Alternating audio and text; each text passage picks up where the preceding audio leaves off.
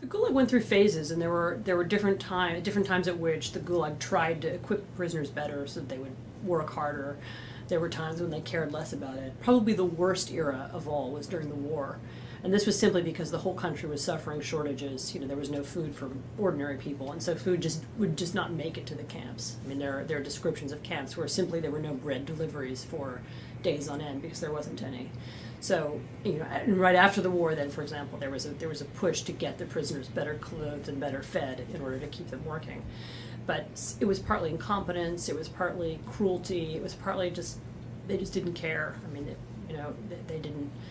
Theoretically, they had to meet these norms. In practice, they didn't get in that much trouble for not meeting them. They didn't consider the prisoners to be human in the same way that they were human. They certainly didn't count as Soviet citizens because they were enemies of the people. And so it was a kind of lack of interest as much as it was anything else.